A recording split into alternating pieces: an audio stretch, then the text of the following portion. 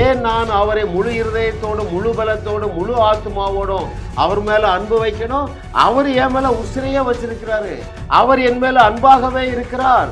ஆகவே நானும் அவர் மேல அன்பா இருப்பேன் என்று சொல்லி இன்னைக்கு ஒரு தீர்மானம் எடுப்பீர்களா? உங்கள் ஜெபத்திலே தேவனை உயர்த்தி அவரை புகழ்ந்து அவரை மேன்மைப்படுத்தும் போது என்ன நடக்கும் தெரியுமா? உங்கள் பிரச்சனைகள் ஒன்றுமே இல்லை என்பதை கண்டுபிடிச்சிருக்கீங்க. Lord, I love you. Lord, I hug you. எனக்கு உங்களை ரொம்ப பிடிக்கும் ஆண்டவரே. இப்படி அவரை நீங்கள் மேன்மைப்படுத்த உங்கள் பிரச்சனைகளை எல்லாம் நீங்கள் மிக சுருங்கி சின்னதாக பார்ப்பீங்க.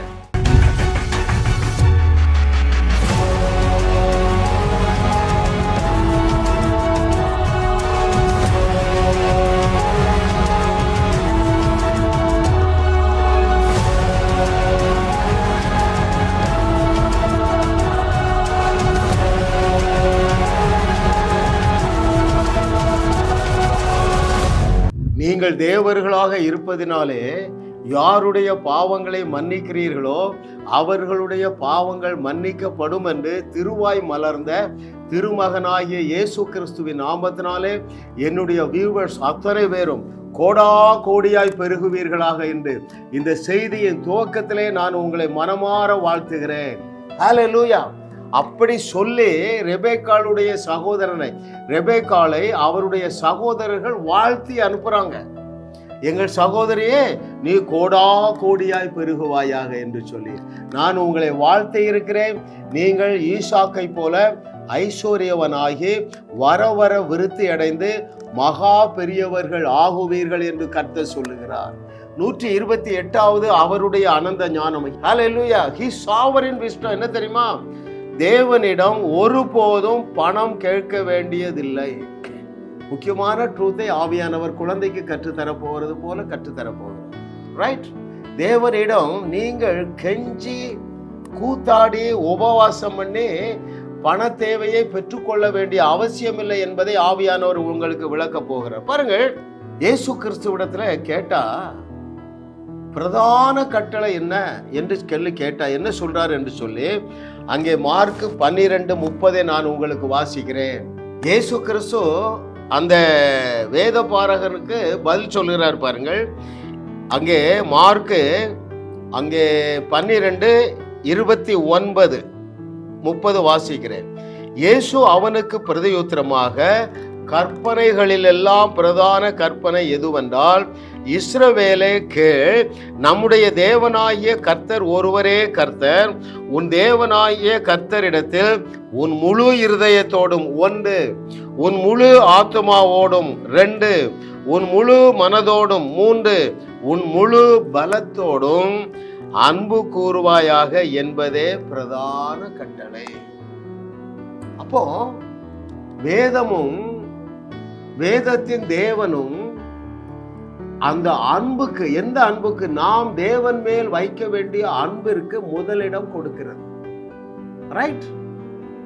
இதை நீங்கள் இந்த நாளிலிருந்து பிராக்டிஸ் பண்ண போறீங்க. எல்லாருக்கும் ஆசை தானே? என்ன ஆசை? நான் எப்படியாவது எங்க தேவனோடு அன்பா இருக்கணும். ரைட்? அன்பே பிரதானம். ஏன் நான் அவரை முழு இருதயத்தோடு முழு பலத்தோடு முழு ஆத்மாவோடும் அவர் மேல அன்பு வைக்கணும்? அவர் என் மேல உசிரையே வச்சிருக்கிறாரு. அவர் என் மேல அன்பாகவே இருக்கிறார். ஆகவே நானும் அவர் மேல அன்பா இருப்பேன் என்று சொல்லி இன்னைக்கு ஒரு தீர்மானம் எடுப்பீர்களா? நீங்கள் தேவனை முதலாவது வைத்து முழு மனதோடும் முழு பலத்தோடும் முழு ஆத்மாவோடும் அன்பு வைத்தால் அவரிடம் பண தேவைகளுக்காக அதிக நேரம் நீங்க ஜெபிக்க வேண்டிய அவசியம் இல்லை. Everything based on the relationship, based on the love you have upon your Lord Jesus Christ. ஆண்டவரிடத்துல அன்பு வைப்பதுதான் முதலாவது கட்டளை. ஹல்லேலூயா. உங்களுக்கு இது ஒரு ஆச்சரியமா இருக்கலாம். இந்த ஒரு கட்டளைக்கு கீழ்ப்படிந்து விடுவீர்கள் என்றால் மற்ற கட்டளைகளுக்கு லகுவாக நீங்கள் கீழ்ப்படிவீர்கள் என்று கர்த்தர் சொல்லுகிறார். ரைட்? பாருங்க, நீங்கள் தேவனை உயர்த்தி புகழ்ந்து மேன்மைப்படுத்தும் போது நீங்கள் அவரிடத்திலே உள்ள அன்பிலே பெருகுகிறீர்கள். நான் திரும்ப அதை வாசிக்கட்டுமா? உங்கள் ஜெபத்திலே தேவனை உயர்த்தி அவரை புகழ்ந்து அவரை மேன்மைப்படுத்தும் போது என்ன நடக்கும் தெரியுமா? உங்கள் பிரச்சனைகள் ஒன்றுமே இல்லை என்பதை கண்டுபிடிச்சிருவீங்க. ஏனென்றால் அவர் அவ்வளவு பெரிய தேவன். ஹல்லேலூயா. ஒரு உதாரணம் சொல்லுகிறேன், எத்தனை பேர் புரிந்து கொள்ளுகிறீர்கள் பார்ப்போமே. உங்களுக்கு உங்க அப்பா ஒரு பெரிய கோடீஸ்வரருங்க. அவருடைய கோடீஸ்வரர் என்கிற உண்மையையும் அவருக்கு எத்தனாயிரம் கோடி ரூபாய் பேங்க்ல இருக்கு என்பதையும் நீங்கள் அறிந்து கொள்ளுவீர்கள் என்றால், உங்களுக்கு இருக்கிற அந்த 100 ரூபாய் தேவைக்காக நீங்க என்ன மலைத்து போய் நிற்க மாட்டீங்க. உங்கள் தேவனுடைய பார்வையிலே உங்கள் பிரச்சனை எல்லாம் 1 ரூபாய்க்கு தான் சமம். அவருடைய மேன்மையை நீங்கள் தியானிக்க என்ன நடக்கும் தெரியுமா? உங்கள் பிரச்சனைகள் ஒன்றுமே இல்லை என்பதை கண்டுபிடிச்சிருவீங்க. When you meditate His Majesty, அவருடைய மேன்மை, அவர் எவ்வளவு பெரிய உயர்ந்தவர், அவர் எவ்வளவு ஆற்றல் மிக்கவர், அவருடைய மகத்துவம் எவ்வளவு என்பதை நீங்கள் அறிந்து அவரை ஆராதிக்க உங்க பிரச்சனை எல்லாம் சப்ப மேட்டர்னு நீங்க அறிஞ்சிடுவீங்க. நீ என்ன செய்ய மாட்டீங்க? ஆண்டவரே எனக்கு எப்படியாவது இந்த கடன் தீர்க்கணும் அப்படி நீங்க ஜெபிக்க மாட்டீங்க. எப்படி ஜெபிப்பீர்கள் என்று நாம் கடைசியில கற்றுக்கொள்ள போகிறோம். Hallelujah. Oh thank you Lord. நீங்கள் சத்தியத்தை சரியாக அறிய துவங்கும் போது என்ன நடக்கும் தெரியுமா? இனிஷியல் ஸ்டேஜில் உங்க கவலைகளை பார்த்து பேசுவீங்க. பல போசாத்தானே இல்ல, என் கவலையை கட்டுகிறேன், பயமே போவலையா, நான் உன்னை கட்டுகிறேன். இதெல்லாம் ஆரம்ப ஸ்டேஜ். நாட்கள் வருகிறது, என்னுடைய வியூவர்ஸ் யாரெல்லாம் 500 செய்திகளை கேட்கிறீர்களோ அத்தனை பேரும் எலியாவை போல, எலிசாவை போல, இயேசு கிறிஸ்துவை போல, பவுல் அப்போஸ்தலனை போல பலத்த அற்புதங்கள் செய்வீர்கள் என்று கர்த்தர் சொல்லுகிறார். ரைட்? சின்ன சின்ன காரியங்களுக்காக நீங்க தேவனிடத்தில் என்ன செய்ய மாட்டீங்க? கெஞ்சி அழுது புலம்பி பழைய செய்திகளை கேளுங்கள். என்னிடத்துல ஒருத்தர் கூப்பிடுறாரு, பிரதர் நான் 15 வருஷமா ஜெபம் பண்றேன் பிரதர், எவ்வளவோ அழுது ஜெபம் பண்றேன், எவ்வளவோ உபவாசிக்கிறேன், என்னுடைய கடன் பிரச்சனை கூடுகிறதை தவிர குறையவில்லை. இதுக்கு நம்ம ஏற்கனவே பல முறை பதில் சொல்லியிருக்கோம். அழுது ஜபிக்கிற ஜபத்திற்கு 5 பைசாவும் கிடைக்காது. ஏன் நீங்களே சொல்லுங்க, யாருக்கு அழுக வரும்? யாருக்கு அழுக வரும்? இவர் எங்க தர போறாரு? அவிசுவாசிக்கிறவர்களுக்கு தான் என்ன வரும்? அழுக வரும். பல தேவைகளை எலியா, எலிசா, இயேசு கிறிஸ்து, வேற யாரு, யோசுவா, இயேசு கிறிஸ்து, பவுல், பீட்டர் எல்லாம் சந்திச்சிருக்காங்க. ஒரு இடத்துல எனக்கு சொல்லுங்க அழுது ஜெபித்தார்கள் என்று சொல்லி. show me in one place. ஐயா, நூற்றுக்கணக்கான பிரச்சனைகளை தேவன் இவர்கள் மூலமாக தீர்த்து வைத்திருக்கிறார். ஒரு இடத்துலயும் அழுது ஜெபம் பண்ணல, ஒரு இடத்துலயும் உபவாசம் பண்ணி ஜெபம் பண்ணலங்க. ஒரு இன்ட்ரெஸ்டிங் இன்ஃபர்மேஷன் கொடுக்கட்டா, ஒரு இடத்துல ஜெபமே பண்ணல. Right are not? சூரியன் எனக்கு வெளிச்சம் வேணுப்பா, உடனே இஸ்ரவேலர்கள் எல்லாரையும் கூப்பிட்டு, எப்பா முழங்கால் போடுங்க, 4 மணி நேரம் சூரிய வெளிச்சம் வேணும் சொல்லலையே. யாரு? யோசுவா சொல்லலையப்பா. சூரியனே இங்க நெல்லு, அதான் பெஸ்ட் பிரேயர். சந்திரனே இங்க நெல்லு, தி பெஸ்ட் பிரேயர். ரைட்? நாளைக்கு சமாரியாவிலே பஞ்சம் இருக்காது, தி பெஸ்ட் பிரேயர். ஹல்லேலூயா. சரி, இவர்கள் எல்லாருமே தேவனை சரியாக அறிந்ததுனால அவர்கள் முழு பலத்தோடு தேவனை நம்பினார்கள், முழு பலத்தோடு அவரிடத்தில் அன்பு கூர்ந்தார்கள். அது என்ன செய்யுது? அந்த அன்பு, அந்த ஐக்கியம், அந்த உறவு என்ன செய்யுது? பயத்தை புறம்பே தள்ளுகிறது. பூரண அன்பு பயத்தை புறம்பே தள்ளிற்று. அதனாலதான் தைரியமா பேசுறாங்க, நாளைக்கு இந்த நேரம் பஞ்சம் இருக்காது. ரைட்? கர்த்தரை தெய்வமாக கொண்ட நாம் பாக்கியவான்கள்.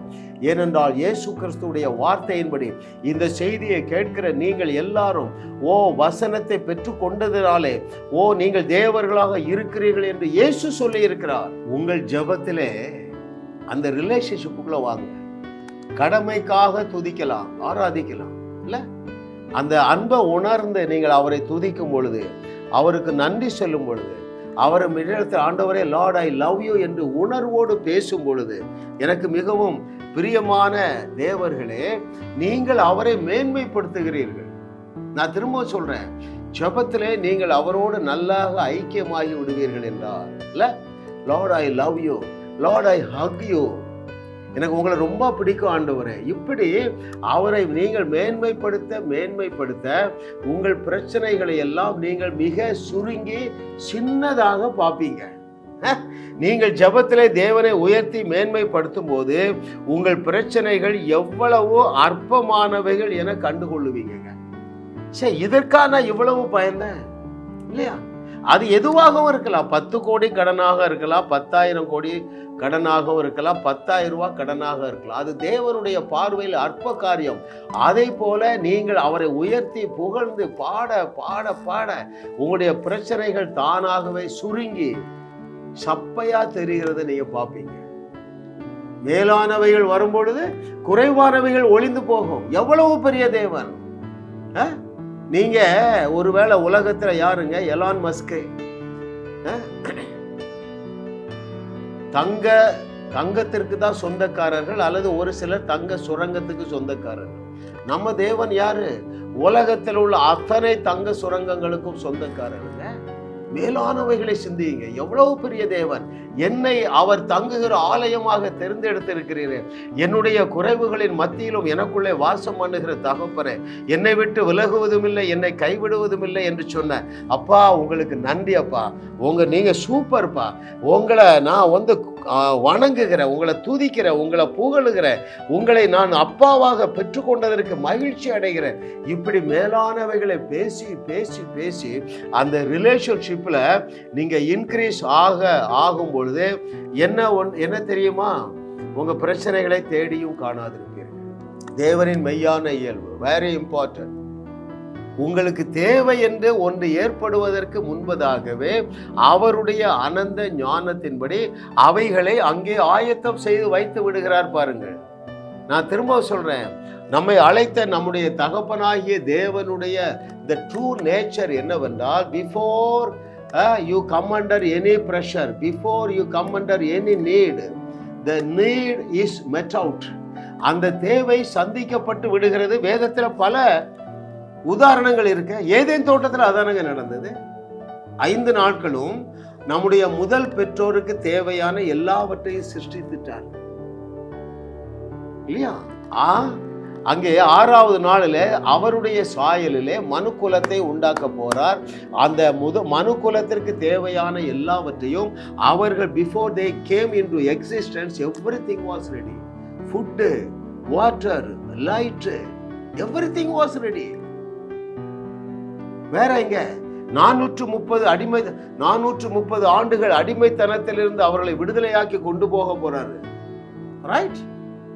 விடுதலை ஆக்கும் பொழுதே அங்க சொல்லும் பொழுதே சொல்றாரு, எப்பா, நலமும் விசாலமுமான பாலும் தேனும் ஓடுகிற தேசத்தை நான் உங்களுக்கு கொடுத்துட்டேங்கிறாருங்க. அப்போ எல்லாம் ரெடியாகி தான் வச்சிருந்தாரு. என்னெல்லாம் ரெடி வச்சிருந்தாரு? தன்னுடைய இஸ்ரவேல் ஜனங்கள் கட்டாத பெரிய பட்டணங்களை ஆயத்தம் செய்து வைத்திருந்தார். அவர்கள் நிரப்பாத அந்த 25 லட்சம் பேருக்கும், ஒரு 5 லட்சம் ஃபேமிலின்னு எடுத்துக்கிட்டோமா, அத்தனை குடும்பங்களுக்கும் அவர்கள் நிரப்பாத சகல வஸ்துக்களால் நிறைந்த வீடுகளை வைத்திருந்தார். அவர்கள் தோண்டாத துறவு நடாத, எவ்ரிதிங் வாஸ் ப்ரிப்பேர்ட். அப்போ இந்த சத்தியத்தை நீங்கள் சரியாக விளங்கி கொள்ளுவீர்கள், அறிந்து கொள்ளுவீர்கள் என்றால் உங்க வாழ்க்கையிலே தேவையான மாற்றங்கள் லகுவாக நடந்து விடுகிறது. இதை குறித்து உங்களுக்கு இன்னும் அறிவு தேவைங்க. நான் ரொம்ப எஃபர்ட் போட வேண்டியதில்லை, என் கஷ்டப்பட்டு என் கடனை நான் அடைக்க வேண்டியதில்லை. தேவனுடைய வழிகள் எப்பொழுதும் லகுவானது தான் என்பதை நீங்கள் அறிந்து கொள்ள வெரி வெரி இம்பார்ட்டன்ட் புக்கு. லகுவான மாற்றம், எஃபர்ட்லெஸ் சேஞ்ச். இன்னைக்கு நீங்க கடன்காரர்களா இருக்கிறீர்களா? கடன் கொடுக்கிறவர்களாக மாறுவது எஃபர்ட்லெஸ். ரைட்? நீங்கள் இன்னைக்கு கேன்சர் வியாதியோடு இருக்கிறீர்களா? கேன்சர் வியாதியிலிருந்து வெளியே வருவதும் கேன்சர் இன்ஸ்டிடியூட்டை காலி செய்வதும் லகுவானது. ஹல்லேலூயா. ஓ, thank you Lord. What a loving daddy we have. கர்த்தரை நான் சரியாக அறிந்து கொண்ட நாள் முதல் என்னுடைய கடன் பிரச்சனை நீங்க வேண்டும் என்று நான் அதிகமாக ஜெபித்ததாக எனக்கு ஞாபகமே இல்லை. எதற்காகவும் நான் அதிகமாக ஜெபிக்கலைங்க. வாரந்தோறும் சிறிதும் பெரிதுமாக 30 செய்திகளை வெளியிடுறாங்க. நான் எஃபர்ட் போட்டு ரொம்ப என்ன செய்யறது இல்லை, ஜெபிக்கிறது இல்லை. ப்ரிப்பரேஷனுக்கு ஆழமா நான் தோன்றேன், அதுலேயும் கூட அளவுக்கு அதிகமான எஃபர்ட் போடுறது இல்லை. ஏன்? எல்லா எஃபர்ட்டையும் அவர் சிலுவையில போட்டாருப்பா. all my ministries are effortless, all my earnings are effortless. நீ எந்த ஸ்ட்ரகிளும் பண்ணக்கூடாதுன்னு தான் சிலுவையில ஸ்ட்ரகிள் ஆனார். கத்தியத்தை நான் தொடர்ந்து பார்ப்போம் பாருங்க. அப்போ அப்படியானால் அருமையான தேவர்களே, ஒன்றை நீங்க தெரிந்து கொள்ளுங்க. He has made everything prepared. எல்லாத்தையும் ப்ரிப்பேர் பண்ணி வச்சுட்டார். எங்க? உங்களுடைய ஸ்பிரிட்ல, ரெல்ம்ல. இப்போ உங்களுக்கு ஆசீர்வாதம் பரலோகத்திலிருந்து வர வேண்டியதில்லை, இன்சைட் அவுட் உங்களுக்குள்ள என்ன இருக்கு? யோவான் 7:38 ஜீவ தண்ணீர் உள்ள நதிகள், பல நதிகளிலே நீங்கள் அனுப்பிவிடத்தக்கதாக ஒரு பெரிய ஆசீர்வாத சமுத்திரமாக நீ இருக்கிறாய். ஹல்லேலூயா. ஓ thank you Lord for your goodness. எல்லா ஆசீர்வாதங்கள், வாக்கு பண்ணி இருக்கிற எல்லா ஆசீர்வாதங்களும் எனக்குள்ள இருக்குப்பா. இதை எப்படி நம்ம அறிந்து கொள்ளலாம்? எலியா, எலிசா, திரும்ப நம்ம அங்கதான் போகணும். சரித்திரம். எலியா, எலிசா, பவுல், பேதுரு, இவர்கள் யாருமே ஆண்டவரே இந்த பாவத்தை மன்னிங்க என்றோ அல்லது இயேசுவின் நாமத்தினால இந்த கைகால் சுகமாகட்டும் என்றோ தேவனை நோக்கி விண்ணப்பிக்கவில்லை. அதை போலதான் உங்கள் கடன் நீங்கவும் நீங்கள் தேவனை நோக்கி விண்ணப்பிக்க வேண்டியதில்லை. அது வேலை செய்யாது. பேதுரு அப்போஸ்தலர் பாருங்க, அவன் முடவன், ஒருவேளை 40 வயசுனா பிறந்ததுல இருந்து சப்பானி, தூக்கி கொண்டுதான் அங்க வைக்கிறாங்க. அலங்கார வாசலிலே ஒரு அலங்கோல காட்சி பாருங்க. அவன் என்ன சொல்றான்? என்ன பாருப்பா, சீமி, லுக் அப்பான் மீ, என்ன பாரு. ஏன்? எனக்குள்ள இருக்கிற அந்த சுகம் அளிக்கிற வல்லமையை நான் உனக்கு தரப்போகிறேன். ரைட்? என்னிடத்தில் உள்ளதை நான் உனக்கு தருகிறேன். யோவான் 7:38 இயேசு கிறிஸ்து அதைத்தான் சொல்றாரு. வேத வாக்கியம் சொல்லுகிறபடி என்னிடத்துல விசுவாசமா இருக்கிறவனுடைய உள்ளத்திலிருந்து ஜீவ தண்ணீர் உள்ள நதிகள் ஓடும். 24/7 ஜீவ தண்ணீர் உன்னுடைய உள்ளத்திலிருந்து போய்கிட்டே தான் இருக்கு. அது என்ன செய்யும்? தரித்திரத்தை நீக்கும், வியாதியை விலக்கும், கண்ணீரை களிப்பாக மாற்றும், பிரிந்து போன குடும்பங்களை ஒன்றாக சேர்க்கும். பல குடும்பங்கள் ஒன்றாக சேர்ந்து இருக்குங்க. அந்த ஜீவத்தினரை எப்படி திறந்து விட வேண்டும் என்கிற கலையை நான் கற்றுக்கொண்டேன் பாருங்க. நான் போகிற இடத்துலலாம் சகட்டு மேனிக்கு இயேசுவை போல பேசிட்டே போறேன், எலியா எலிசாவை போல பேசிட்டே இருக்கிறேன். எனக்காக நியமிக்கப்பட்ட தூதர்கள் அந்த அற்புத விடுதலையை கொடுத்து கொண்டே இருக்கிறார்கள். எந்த தேவைக்காகவும் நீங்க அளவுக்கு அதிகமாக அழுது புரண்டெல்லாம் ஜெபிக்க வேண்டியது இல்லை. ரைட்? கர்த்தரை தெய்வமாக கொண்ட நீங்கள் பாக்கியவான்கள். ஏனென்றால் எல்லாமே எஃபர்ட்லெஸ். இயேசு என்ன சொல்லி அழைத்தார்? வருத்தப்பட்டு பாரம் சுமக்கிறவர்களே, நீங்கள் எல்லாரும் என்னிடத்தில் வாருங்கள், நான் உங்களுக்கு இளைப்பாறுதல் தருவேன். என்னுடைய நுகம் மெதுவாயும் என்னுடைய வழிகள் லகுவாகவும். My ways are pleasant and enjoyable. அதனால தான் நான் ஊழியம் செய்கிறேங்க. ஊழியம் செய்கிறது கஷ்டம்னா நான் வரவே மாட்டேன். ஹல்லேலூயா. எல்லாமே எஃபர்ட்லெஸ். நைட்டெல்லாம் ட்ராவல் பண்ணால் முன்னால் ஒரு சலிப்பு வரும், ஒரு போரிங் என்று ஒன்று இருக்கும், பாடி ஃபிசிக்கல் டயர்ட்னஸ் வரும். No tiredness at all. Hallelujah. Oh thank you Lord for your goodness. ஒரு ஜேர்னி போகிறோம், ஒரு லாங் ட்ராவல் வைங்கள, ஒரு ஃப்ளைட்டில் போகிறோம். முன்னாலெல்லாம் என்ன செய்வோம்? பயம், அப்புறம் அழுக, ஜெபம். ஆண்டவரே உங்களுடைய தூதர்களை அனுப்புங்க ஆண்டவரே, ஆண்டவரே இந்த ஏரோப்ளேன் பத்திரமா போகணும். இப்படிலாம் பண்ணி ரொம்ப நாள் ஆச்சுங்க. ஏனென்றால் எனக்காக நியமிக்கப்பட்ட தூதர்கள் நான் போகிற இடத்துலலாம் டோல தான் நிற்கிறாங்க, சல்யூட் அடிக்கிறாங்க. சார் அடுத்தது என்ன செய்யணும்? எப்போ அந்த கேன்சர் கட்டிய போக வையே, போ வெளியே. உனக்காக தூதர்கள் காத்திருக்கிறார்கள். நீ கட்டளை இடும் பொழுது உனக்காக நியமிக்கப்பட்ட தூதர்கள் சிங்கங்களின் வாயையும் கட்டுவார்கள். அங்கே சிறைச்சாலைக்குள்ளே பாதுகாப்பார்கள். அங்கே சீரும் நெருப்புக்குள்ளே ஒரு முடி கூட கருகாதபடி பாதுகாக்கிற தூதர்கள் உனக்காக இரவும் பகலும் ஆயத்தமாக இருக்கிறார்கள். எனவே நீ என்ன செய்ய வேண்டியதில்லை, எந்த ஒரு பிரச்சனைக்கும் அளவுக்கு அதிகமாக ஜெபிக்க வேண்டிய அவசியம் இல்லை. அந்த உறவுக்குள்ள வாங்க. ஜெபம் என்றாலே உறவு. அவருடைய அவருடைய அன்பை ருசி பாருங்கள், அவரை மேன்மைப்படுத்துங்கள், அவரை புகழுங்கள், அவரை துதியுங்கள். Oh, what a loving daddy I have. Lord, I exalt you. Lord, I worship you. I adore you. I love you, Lord. இதுதாங்க ஜெபம். Hallelujah. Oh, thank you, Lord. What a loving daddy we have. கர்த்தரை தெய்வமாக கொண்ட நாம் பாக்கியவான்கள்.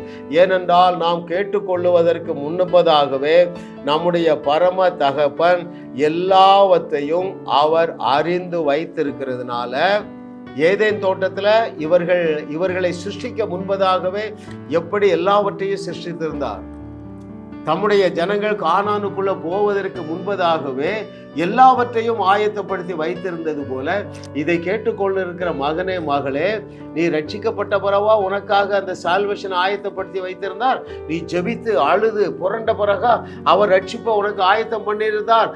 அவருடைய அனந்த ஞானம் நீ பிறப்பதற்கு 2000 ஆண்டுகளுக்கு முன்பதாகவே அவர் முன்னறிவுள்ள தேவன், ஃபோர் நாலேஜ் உள்ள தேவன். வரப்போற சந்ததிக்கு எல்லாருக்கும் சால்வேஷன் தேவை, பாவ மன்னிப்பு தேவை என்று சொல்லி அதை சிலுவையிலே சம்பாதித்து வைத்து விட்டு தானே மகனே மகளே என்று சொல்லி நம்மை அழைத்திருக்கிறார். சோர்ந்து போகாத, சத்தியத்தை சரியாக அறிந்து கொள். உன் கடன் பிரச்சனையிலிருந்து வெளியே வருவா, கண்ணீரிலிருந்து வெளியே வருவா, களி கூறுகிற வாழ்க்கைக்கு நான் உன்னை அழைக்கிறேன். வேதத்தில் நீங்க பாருங்க, அது அந்த 40 ஆண்டு கால வனாந்தர பயணமாக இருக்கலாம், ரைட்? எலிசா காலமாக இருக்கலாம், ரைட்? எல்லா இடத்திலையும் பண தேவைகளை தேவன் நேச்சுரல் வேலை சந்திக்கல. நான் ஒரு பாயிண்ட் சொல்றேன், எத்தனை பேர் கவனிக்கிறீங்க பாப்போம். ஒரு பிரச்சனை அல்லது ஒரு பற்றாக்குறை இருந்தால் தேவனுடைய ஒரே வழி சூப்பர் நேச்சுரல் வழிதான். கானானுக்குள்ள கால் எடுத்து வைக்கும் வரைக்கும் அற்புதமாக மன்னா பெய்து கொண்டே இருந்தது, ரைட்? என்னைக்கு கால் வைத்தார்களோ அங்க எல்லாமே சர்ப்ளஸா இருக்கு, அபண்டன்டா இருக்கு. இப்ப மிரக்கிள் அவங்களுக்கு தேவையில்லை. இதை கேட்டுக்கொண்டிருக்கிற ஒருவேளை ஒரு 90% மக்களுக்கு அற்புத புரோவிஷன் தேவைப்படலாம், அல்லது ஒரு 80-70%. நீங்க யாராக இருந்தாலும் சரி, நீங்கள் ஒரு பற்றாக்குறையோடு, ஒரு தேவையோடு, ஒரு கடன் பிரச்சனையோடு வாழுவீர்கள் என்றால் இதை நீங்க எடுத்துக்கிடுங்க. God's provisions are always supernatural. ஒரு சகோதரி இன்னைக்கு காலையில் அழைத்தாங்க. அவள் தெரிந்த ஒருத்தவங்க, அவங்களுக்கு மாதந்தோறும் 20,000 ரூபாய் வட்டி கொடுக்கணும், அவ்வளவு கடன். இவர்களுக்கு வருமானம் 10,000 ரூபாய் தான். என்ன ஜெபிக்க சொல்றாங்க. நான் சோர்ந்து போகவே இல்லை, ஏன்னா நான் பிராக்டிக்கலா திங்க் பண்றது இல்லை. ஏனென்றால் என்னை அழைத்த தேவன் ஒரு நாளும் பிராக்டிக்கலா பிரச்சனையை தீர்த்து வைக்கல. எலிசா யாருமே பிராக்டிக்கலா தேவைகளை சந்திக்க ஜெபிக்கவே இல்லைங்க. Supernatural provisions. ஹல்லேலூயா. இதை நீங்கள் அறிந்து கொள்ளுவீர்களா? அப்போ என்ன செய்ய மாட்டீங்க? தேவனிடம் ஒருபோதும் பணம் கேட்க வேண்டியதே இல்லைங்க, வெள்ளம் போல வந்துடும். கடைசியாக ஒரு சீக்கிரட்டை நான் சொல்லிக் கொடுக்குறேன், எத்தனை பேர் நீங்க அறிந்து கொள்ளுவீர்கள் பார்ப்போம்.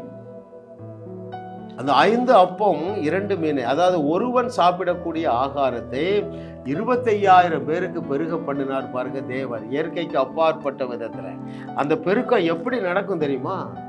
நீங்க 10,000 ரூபாய் தான் வந்த மாதிரி இருக்கும், ஆனா 20,000 ரூபாய் தேவைகளை தேவன் சந்தித்திருப்பார். நான் திரும்ப சொல்லட்டுமா? உங்களுக்கு அந்த மாதந்தோறும் வருமானம் 10,000 ரூபாய் இருக்குன்னு வைங்களேன், உங்களுக்கு தேவை 20,000 ரூபாய் இருக்குன்னா, இந்த 10,000 ரூபாய் எப்படி இந்த 20,000 ரூபாயாக மாறினது என்று உங்க அறிவு கேட்டார். Super natural increase, right? இல்லை என்றால் நீங்கள் யாருக்கு கடன் கொடுக்க வேண்டுமோ அவர் காணாமலே போய்விடுவார்.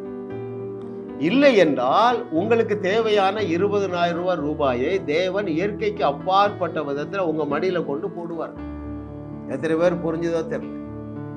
இவ்வளவு பெரிய சூப்பர் நேச்சுரல்லாம் நீங்க பிலீவ் பண்ண முடியும், ஏன்னா நீங்க காணாத தேவனை விசுவாசிக்கிறீர்களே, ரைட்? இயேசு கிறிஸ்து தேவனுடைய குமாரன் என்று விசுவாசிக்கிறீர்களே, ரைட்? இயேசு கிறிஸ்து என்னுடைய பாவங்களுக்காக பரிகாரம் பண்ணிவிட்டார் என்று விசுவாசிக்கிறீர்களே, இவைகளையும் உங்களால விசுவாசிக்க முடியும். ஏன் உங்களால விசுவாசிக்க முடியவில்லை என்றால், உங்களுடைய தகுதி எந்த ஸ்டாண்டர்ட்ல இருக்குன்னு நீங்க அறியல. நீங்க எதை நினைச்சிட்டு இருக்கீங்க? என் ஜெபம் போதாது, என் பரிசுத்தம் போதாது, என் பக்தி போதாது. குற்ற உணர்வுல நீங்க இருக்கீங்க.